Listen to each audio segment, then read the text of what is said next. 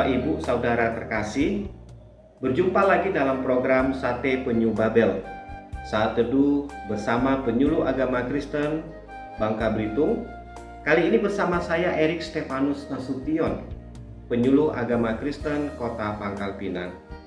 Malam ini saya mengajak kita untuk menikmati sabda Tuhan. Sebelumnya mari kita memohon pertolongan Tuhan, kita berdoa. Ya Tuhan Bapa kami yang di sorga, kami akan merenungkan kebenaran firman Tuhan. Kami memohon Engkau menolong kami untuk mengerti apa yang menjadi kerinduan Tuhan bagi setiap kami, dan memampukan kami untuk menghidupi kebenaran firman Tuhan ini di dalam kehidupan kami sehari-hari. Terpujilah Tuhan Allah Bapa kami yang di sorga, hanya di dalam nama Yesus Kristus kami telah berdoa. Amin. Bapak, Ibu, dan Saudara, tema renungan kita malam ini adalah batu-batu peringatan yang diambil dari Yosua pasal 4 ayat yang keempat sampai yang ketujuh. Demikian bunyinya. Lalu Yosua memanggil ke-12 orang yang ditetapkannya dari orang Israel itu, seorang dari tiap-tiap suku, dan Yosua berkata kepada mereka, "Menyeberanglah di depan tabut Tuhan Allahmu ke tengah-tengah sungai Yordan, dan angkatlah masing-masing sebuah batu ke atas bahumu menurut bilangan suku orang Israel, supaya ini menjadi tanda di tengah-tengah kamu.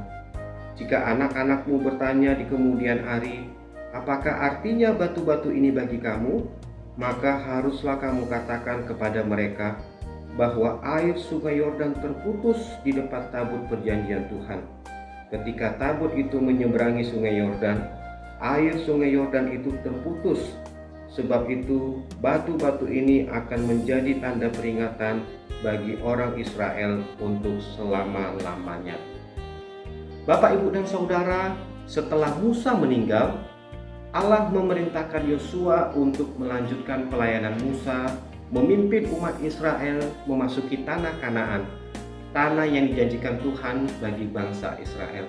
Nah, untuk sampai ke tanah Kanaan, bangsa Israel harus menyeberangi sungai Yordan. Allah memerintahkan Yosua untuk memimpin bangsa Israel menyeberangi sungai Yordan. Allah memerintahkan supaya imam-imam pengangkat tabut perjanjian berjalan di depan rombongan Israel. Yosua pun memerintahkan para imam pengangkat tabut perjanjian berjalan terlebih dahulu untuk menyeberangi sungai Yordan. Pada saat imam pengangkat tabut perjanjian melangkahkan kaki di tepi sungai Yordan itu, sungai itu pun terputus sehingga kelihatan bagian yang kering, sehingga bangsa Israel dapat berjalan menyeberangi sungai Yordan itu. Nah, Bapak, Ibu, dan Saudara, ada dua hal yang ingin saya sampaikan di dalam bagian ini. Yang pertama, Bapak, Ibu, dan Saudara, secara psikologis, para imam pengangkat tabut perjanjian dan juga bangsa Israel tentu memiliki perasaan takut, ragu-ragu untuk percaya pada perintah Tuhan yang menyuruh mereka menyeberangi sungai Yordan. Bapak, Ibu, dan Saudara, aliran sungai Yordan itu sangat deras dan tidak mungkin untuk diseberangi. Itulah sebabnya sungai ini menjadi tempat perlindungan yang paling aman bagi bangsa-bangsa di sekitar Kanaan dari serangan musuh, karena mereka yakin bahwa musuh tidak akan mungkin bisa melewati sungai yang deras ini. Di Yosua pasal 3 ayat 15 juga menerangkan bahwa waktu itu adalah musim menuai dan air sungai Yordan sedang melimpah sampai ke tepian.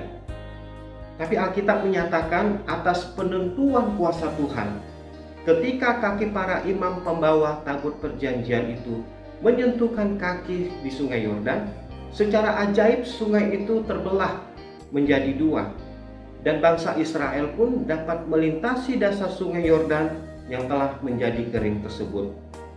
Kita dapat membayangkan sejenak bagaimana kondisi pada saat itu ketika bangsa Israel menyeberangi sungai Yordan. Jumlah orang Israel yang keluar dari Mesir bukan puluhan atau ratusan atau ribuan orang, tetapi menurut para ahli Jumlah mereka pada saat itu ada sekitar 3 juta orang. Memang ada yang meninggal ketika mereka melakukan perjalanan di padang gurun. Tetapi ada juga anak dan cucu mereka yang lahir selama di dalam perjalanan tersebut. Sehingga jumlah mereka yang menyeberangi Sungai Yordan ini bukanlah jumlah yang sedikit, Bapak dan Ibu. Kita bisa membayangkan, mungkin ada rasa kekhawatiran, ada rasa keraguan-raguan, kecemasan ketika bangsa Israel sedang berbondong-bondong menyeberangi Sungai Yordan. Ketika para imam dan bangsa Israel taat dan percaya sepenuhnya kepada perintah Allah, walaupun itu mengandung resiko dan tidak masuk akal, Allah menyatakan mujizatnya. Air Sungai Yordan berhenti mengalir, aliran Sungai Yordan itu pun terputus. Pada saat Allah menyatakan mujizatnya, hukum alam tidak berfungsi. Air itu tidak mengalir sama sekali. Nah, Bapak, Ibu, dan Saudara, mungkin saat ini kita pun harus menyeberangi derasnya arus penderitaan di dalam hidup kita. Mungkin karena sakit penyakit yang kronis, mungkin karena ditinggal orang yang kita kasihi untuk selama-lamanya, mungkin karena impitan ekonomi, mungkin kita belum mendapatkan jodoh atau pekerjaan, usaha kita dihambang kehancuran, keluarga kita sedang dihambang kehancuran. Bisa saja muncul ketakutan, kepanikan, dan juga keraguan-raguan pada janji penyertaan Allah. Bapak, Ibu, dan Saudara, di tengah masa-masa sulit yang kita hadapi, bisa saja kita dikuasai oleh pikiran kita bahwa Tuhan sedang menghukum kita. Dia mau membinasakan kita. Dia tidak peduli kepada kita. Tuhan tidak akan menepati janji-janjinya kepada kita. Padahal kenyataannya tidaklah demikian. Tuhan benar-benar mengasihi kita, bagaimanapun keadaan kita. Dia memperhatikan kita. Dia benar-benar memahami kondisi kita, dan Tuhan selalu menyertai kita. Dia sedang bertindak untuk memulihkan keadaan kita. Itulah hal yang pertama yang ingin saya bagikan melalui bagian ini. Tuhan menghendaki kita agar taat dan percaya hanya kepada Tuhan saja. Hal yang kedua yang ingin saya sampaikan di dalam bagian ini, di dalam penyeberangan itu, seperti yang telah diperintahkan oleh Allah, Yosua memilih 12 orang dari tiap-tiap suku Israel untuk mengambil batu dari tengah Sungai Yordan.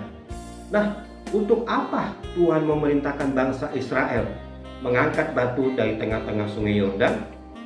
Bapak, Ibu, dan Saudara, batu-batu ini akan menjadi tanda, saksi, dan peringatan bagi mereka dan anak-anak mereka bahwa Allah telah membuat mujizat menolong bangsa Israel berjalan di tengah-tengah arus Sungai Yordan. Penempatan 12 batu dari Sungai Yordan itu merupakan suatu memorial, peringatan peristiwa bersejarah bagi bangsa Israel.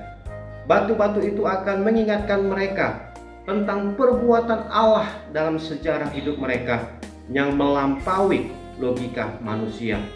Bagaimana mungkin air Sungai Yordan bisa terbelah menjadi dua dan berhenti mengalir sehingga bangsa Israel bisa berjalan melalui sungai yang mendadak menjadi kering tersebut?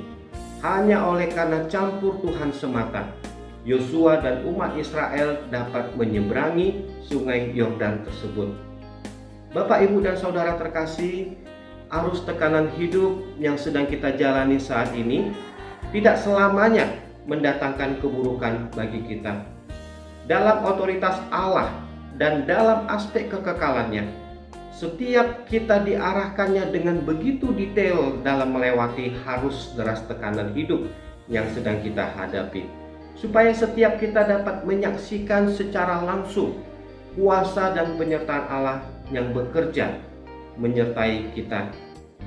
Peristiwa menyeberangi Sungai Yordan adalah suatu peristiwa besar bagi umat Israel, suatu bukti nyata bahwa mereka memiliki Allah yang hidup dan penuh kuasa. Demikian juga dengan kesulitan hidup yang saat ini kita alami. Mari kita tidak hanya berfokus pada besarnya persoalan yang sedang kita hadapi, Tapi jadikanlah persoalan yang kita hadapi sekarang ini sebagai batu peringatan bagi kita dan anak-anak kita, bahwa kita memiliki Allah yang hidup dan yang penuh kuasa, yang memampukan kita untuk melewati setiap persoalan yang sedang kita hadapi saat ini. Saya percaya bahwa Tuhan juga mengendaki hal yang sama untuk kita lakukan. Milikilah batu-batu peringatan, momen-momen di mana Tuhan pernah menolong kita, momen-momen di mana Tuhan pernah membelah sungai Yordan di dalam kehidupan kita, agar kita senantiasa mengingat-ingat kebaikan yang sudah Tuhan kerjakan di dalam kehidupan kita. Demikian Bapak Ibu, firman Tuhan yang bisa kita renungkan malam hari ini. Kiranya Tuhan menolong dan memberkati kita. Amin. Mari kita berdoa. Bapa, kami sungguh bersyukur memiliki Allah seperti Engkau. Engkau adalah Allah yang terus menuntun kehidupan kami. Engkau Allah yang terus menyediakan jalan bagi setiap persoalan yang sedang kami hadapi. Tolonglah kami agar kami senantiasa taat dan percaya hanya kepada Engkau saja. Dan biarlah kiranya kami memiliki batu-batu peringatan di dalam kehidupan kami. Momen-momen di mana kami mengingat-ingat kebaikan Tuhan yang telah Tuhan lakukan di dalam kehidupan kami, agar kami senantiasa dimampukan hanya berfokus kepada Allah saja di dalam menyeberangi arus sungai Yordan di dalam kehidupan kami ini. Terpujilah Tuhan Allah Bapa kami yang di surga. Kami menyerahkan untuk istirahat kami malam hari ini. Hanya di dalam nama Putramu Tuhan kami Yesus Kristus kami sudah berdoa. Amin. Terima kasih Bapak, Ibu, dan Saudara. Sampai berjumpa di lain kesempatan dan selamat beristirahat. Dimas Kristen, layani umat, jadi berkat.